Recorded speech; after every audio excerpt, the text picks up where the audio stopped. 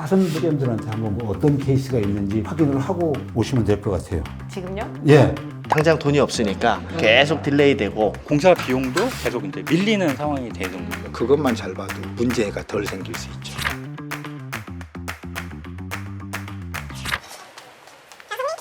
안녕하세요. 기성을 많이 줬을 때, 적게 줬을 때 문제가 있었던 사례를 좀 알려주시면 좋을 것 같아요.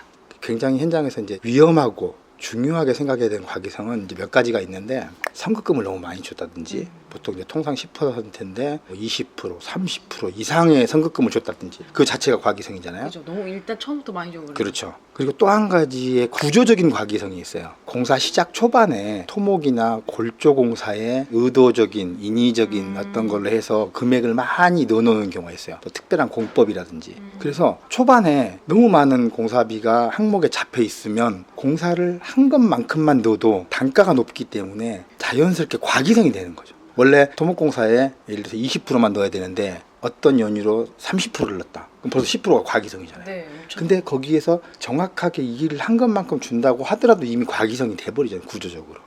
그런 게 되게 주의해야 돼요. 공사 초반에 골조공사, 특히 이제 철골공사 같은 경우는 구조상 자재를 발주할 때 이제 공장에 성금을 줘야 되는 그러한 상황들이 많이 있거든요. 실제 사례인데 네네. 작년에 공사 금액이 한 30억 중후반대, 연면적이 한 800평 가까이 되는 이제 그런 근생인데, 철골이 보통 공사 금액이 한 30% 내외 정도 되거든요. 9억 뭐 그 정도 됐었어요. 근데 이제 시공사에서는 이제 자재 발주를 하는데 비용이 뭐 성금을 50%를 줘야 된다. 명분을 자꾸 대는 거죠. 네. 그렇게 돼서 만약에 건축주가 오케이를 하면 자재를 발주하는 시점에서 벌써 돈이 50%가 지급이 돼요. 그러니까 9억이면 4억 5천이 지급이 돼야 되는 그런 상황이 생길 수도 있고, 또는 자재가 들어오기도 전에 벌써 또 나머지 또 일부를 줘야 된다. 건축주는 당연히 그런가 보다 라고 어디 물어볼 때도 마땅치 않고 해서 주게 되는 경우, 그건 이제 굉장한 과기성이 될 수 있는 거죠. 그죠. 실제 그 현장에서도 그러한 일이 벌어졌었는데 청구를 했어요. 건축주한테 이야기하고 이래저래 해서 뭐 돈이 반이 필요하다.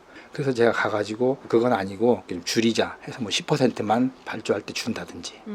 그리고 실제로 나머지도 달라고 했을 때 그러면 현장에 자재가 반입된 걸 보고 주겠다. 근데 실제로 월기성이 올라올 때는 이 되게 시공사에서 많이 올린 거예요. 아. 그래서 제가 그러면 현장에 반입된 사진, 송장 이걸 다 요청을 했어요. 다 보고 들어온 것만큼만. 설치 예정. 그렇죠. 설치 예정이죠. 그래서 적어도 자재가 현장에 반입된 걸 보고 거기에 맞는 정도의 내역상의 금액을 정산을 해서 주는 정도. 사실 사업일드 입장에서는 자재가 반입이 돼서 그게 설치가 됐을 때 기성 청구를 하는 게 원칙이거든요. 네네. 어떤 적절한 타협을 통해 가지고 과기성을 줄이거나 막거나 이렇게 이제 할 수 있는 거죠. 주님은 잘 막았네요. 그렇죠. 과기성을. 건축주님이 너무 유순하셔가지고 설명을 다 듣고 그냥 막 주려고 막 지갑 열고 막 이런 상황인 거예요. 근데 제가 이건 아니다. 나중에 만에 하나 그래서는 안 되겠지만 안 좋은 일이 생겼을 경우 큰일 난다. 그 이전에 어떤 사례가 또 현장에 있었냐면은 시공사가 이런 철골공사 같은 거 이제 청구를 했어요. 근데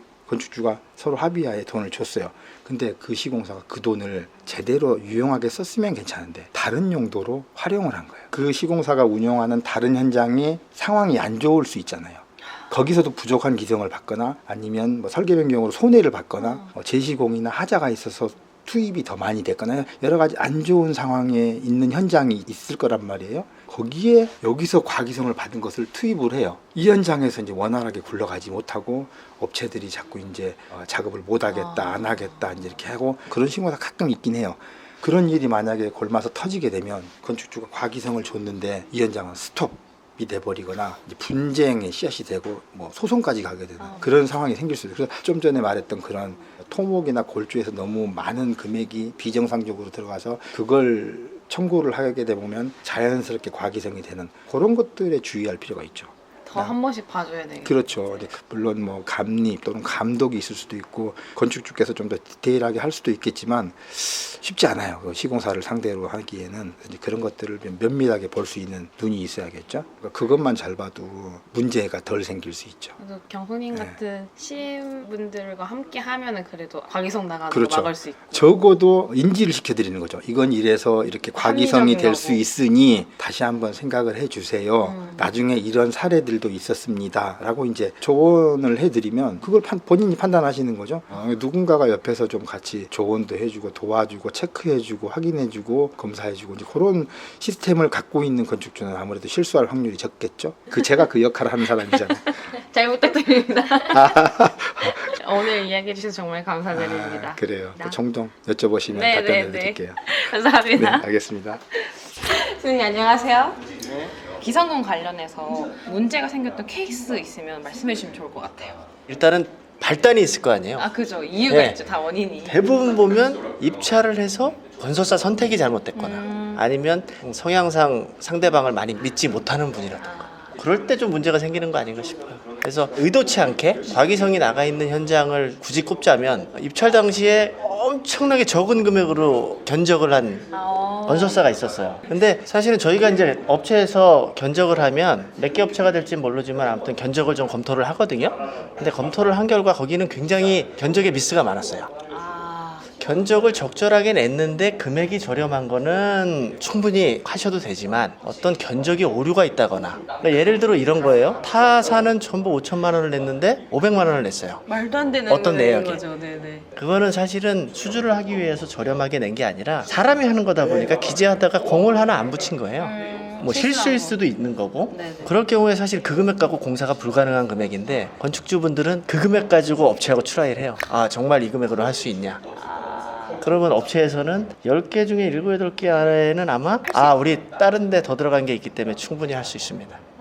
이런 현장이 하나 있는데 공정률 70%까지는 굉장히 일이 잘 됐어요. 뭐 그 이후에는 당장 돈이 없으니까 점점 딜레이 되기 시작했어요. 계속 딜레이 되고 결국은 그게 한계에 달아서 현재는 건축주분이 자비를 부담하면서 공사를 하고 있어요. 일한 만큼 주는 게 아니라 일할 걸 미리 주고 주는 있죠. 거잖아요. 네. 그래서 보통 공사가 끝나면 잔금이 10% 정도 남아 있어야 정상인데 여기 현장은 공사가 끝나면 건축주분이 오히려 돈을 받으셔야 될 부분이 있지 않을까. 거꾸로. 예. 다행히 여기 건축주분은 준공을 하고자 하는 의지도 좀 크고 재력도 좀 있으셔서 그걸 본인이 조금 헤쳐나가시고 계시고 저희한테도 협의를 했는데 그 타절 얘기까지도 나왔었는데 타절을 하기에는 공사가 너무 많이 진행이 됐고 건축주분 리스크가 좀 크지 않을까 하는 생각이 있어서 저희도 좀 끌고 가는 게 어떠냐. 거의 지금 이제 준공 무렵에 왔습니다. 그래서 끝나고 나면 이제 좀 협의해서 정리할 부분들이 있긴 하지만 그러니까 거긴 의도치 않게 건축주님 입장에서는 계속 기성이 더 나가게 된 거죠.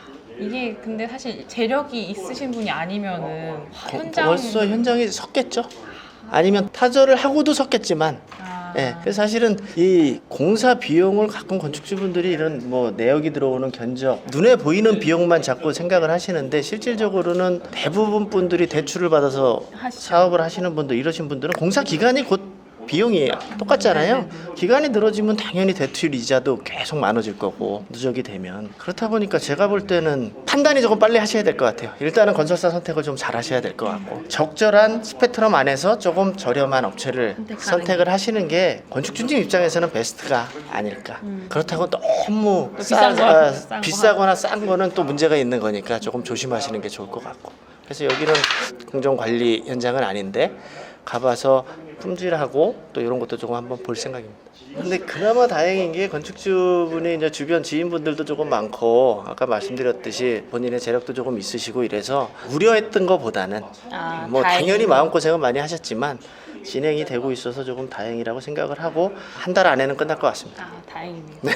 그럼 적게 줬을 때는 어떤 케이스가 있었어요? 이게 조금 애매하긴 한데요. 네네. 이건 이제 제 개인적인 생각입니다. 어느 정도 기성은 불출을 하시는 게 맞습니다라고 요청을 드려서 이제 불출을 하고 계신 부분도 있긴 한데 그것 때문에 조금 공사가 굉장히 딜레이 돼 있어요.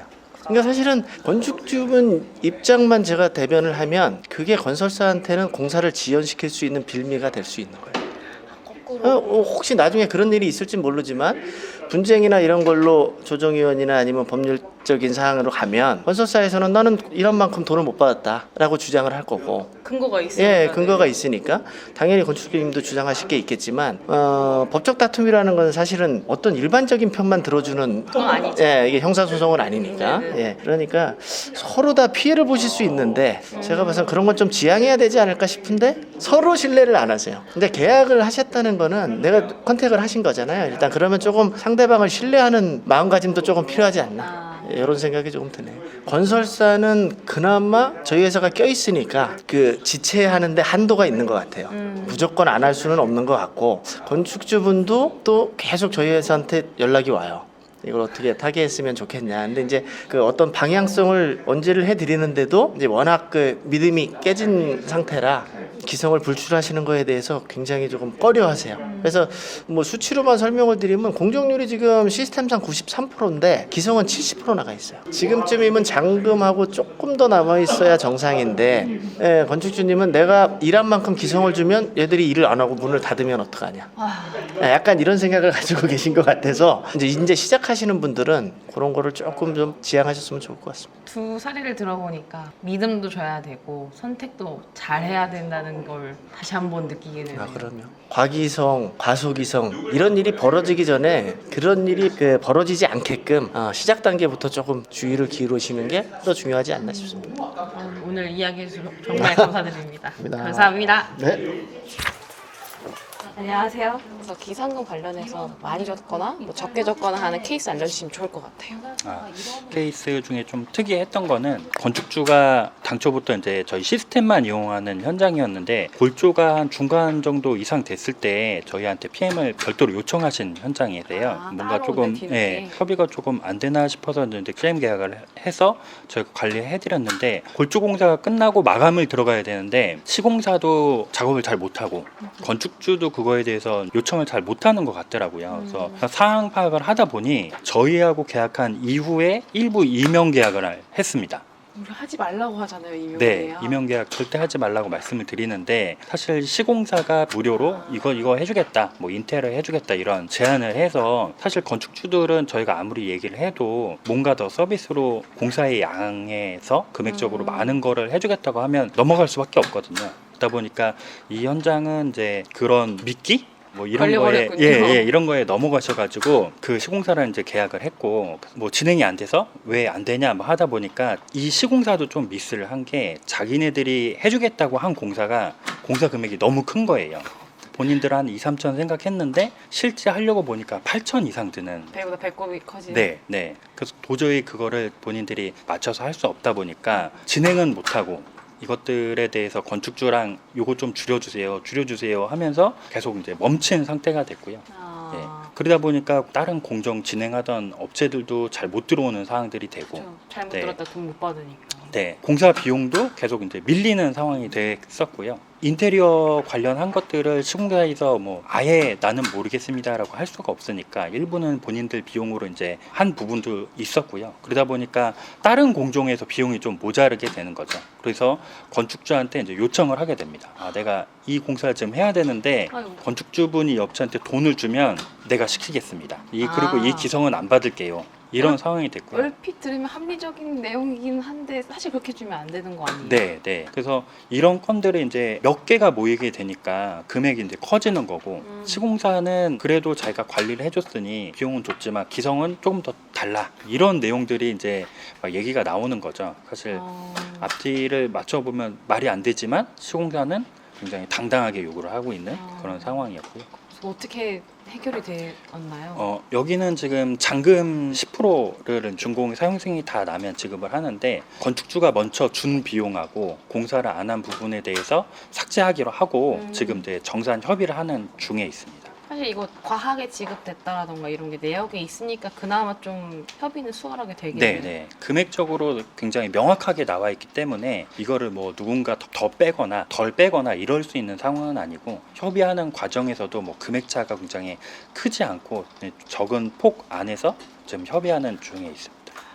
어찌됐건 이제 과기성이 되건 부족분이 되건 저희가 이제 현장을 관리하다 보면은 내가 준 돈이 얼마만큼인지 명확하게 알면 문제가 생겼을 때 뭐 서울보증이라든가 건설공제조합에서 받은 보증서를 가지고 건축주의 권리를 행사하게 되는데, 이거에 대해서 시간을 굉장히 좀 줄일 수가 있습니다. 보통 정산을 하게 되면 시공사는 내가 한 게 훨씬 많다, 부풀려야죠. 예, 추가 공사도 많고 뭐 이것저것 굉장히 많다는 걸 얘기하게 되는데, 정확히 내가 공사를 어디까지 했는지를 알고 있으면 이런 것들에 대해서 이제 악유가 별로 생기지 않으니까, 내가 공사한 게 어느 정도인지 어디까지 내가 정산을 해야 되는지에 대해서는 매 기성마다 인지를 하고 있는 게 맞습니다. 거기서 이제 제가 서울보증에서 이제 계약이행 보증 증서를 끊어가지고 청구를 했고요. 시공사하고 저희 보증사하고 저하고 이제 정산을 하는데 서울보증에서 이 정산서가 굉장히 명확하기 때문에 그리고 수량 산출도 각 층으로 딱 나눠져 있어가지고 서로 확인하는데 굉장히 시간이 짧게 걸렸습니다. 금액 계산도 빠르고. 네, 네. 그렇게 되면 손실도 최소화할 수 있는 거네요. 해결도 빨리 될 수 있고. 맞습니다. 예, 건축주도 사실 보증서를 청구하고 나서 이 보증 금액을 받을 때까지는 이자가 계속 나가야 되고 공사는 못하고 현장은 본인이 가서 관리하고 이런 상황들이 벌어지는데 정산이 빨리 되면은 보증 금액도 훨씬 빨리 받게 되고 또 현장 관리도 새로운 시공사 빨리 구해서 진행할 수 있기 때문에 여러모로 좀 이점이 있습니다. 알겠습니다. 이야기 주셔서 정말 네, 감사드립니다. 감사합니다. 영준님, 다른 분들한테 여쭤보고 왔어요. 어때요? 다른 사례 들어보고 나니까 네. 이걸 돈을 얼마큼 지급하는지 잘 아는 게 굉장히 중요한 것 같더라고요. 문제가 발생해도 잘 알고 있으면 나중에 해결을 할 수 있고 그렇게 잘 알기까지가 쉽지 않죠. 맞아요. 쉽지 않죠. 그 그걸- 내용 보는 것도 그렇고. 요걸 제대로 얼마큼 정확히 주기까지는 건축주가 혼자서 현장을 아신다고 아까 뭐 층별로 분리한다는 등 아니면 또 나눠서 다른 걸 보고서 산출서를 보고 막 정리한다는 거는 있을 수가 저는 없다고 생각해요. 왜 그러냐면 건축주를 무시하는 게 아니라 다른 분야에 평생을 바치셨던 분들이 요거에 집중을 한다면 약간의 무리수가 따를 거라고 생각해요. 사례자들한테 가서 들어봤던 케이스들이 다 다르게 작용을 하니까 차라리 모르시면 저희 같은 업체나 아니면 지인 아는 분들한테 도움을 받는 게 100배 저는 유리하다고 생각합니다. 그럼 계속 이제 돈을 어떻게 지급해야 되는지 이제 검사를 할 거 아니에요. 기성 검사를. 예. 근데 기성 검사를 제가 가본 적이 없어가지고 한번 가봤으면 좋겠거든요. 현장에 따라와 볼 생각이 있는 거예요? 좀 있죠, 당연히. 그래요? 그러면 가보자고. 가보고 싶은 대로 가볼 수 있으니까. 그럼 각 단계별로 다 볼 수 있는 거네요. 그래서 네. 어떻게 하는지. 저는 아까 여기 설명드렸던 것처럼 1차적으로 제출한 서류를 검토를 하고요. 현장에 가서 또 재차 확인을 해요. 현장에서 무슨 일이 일어나는지, 뭘 검사하는지, 그리고 내역대로 검사하는지를 확인해 보면 금방 확 와닿을 거 아니에요. 그렇죠. 네. 그럼 언제부터 가면 되나요? 당장 내일 오세요. 알겠습니다. 마음의 준비를 단단히 하고. 내일 뵙겠습니다. 네, 알겠습니다. 그리고 참 내가 지금은 우리가 이제 기성 검사하는 과정에 대해서 얘기를 한 거잖아요. 네네. 건축주들하고 상담을 해보니까 지급은 어떻게 되는 거예요? 그러네요. 잘 검사했는데 돈 이상한 데 가면 안 되죠. 네, 그런 분들이 조금 많더라고요. 그래서 우리가 공사 대금 안전관리 시스템이 있는데 이 부분에 대해서도 조금 설명을 해줘서 건축들이 내 돈이 우리 현장에 제대로 쓰이는지 아니면 제대로 지급되는지 그걸 좀 관심을 가져야 하니까 그것도 따로 한번 짧게라도 설명을 하는 기회가 있었으면 좋겠습니다. 좋은데요? 안전하게 지급하기. 우리가 돈을 그 현장에 지급하는 이유는 우리 현장 일한 사람들에 맞춰서 주는 내용이니까 그거 가지고도 뭐 간단하게 건축주들이 요청사항이 있으면 한번 설명하는 기회가 있었으면 좋겠어요. 요청 빨리 하시겠는데요? 알려주세요. 그럼. 알겠습니다. 내일 뵙겠습니다. 네. 네.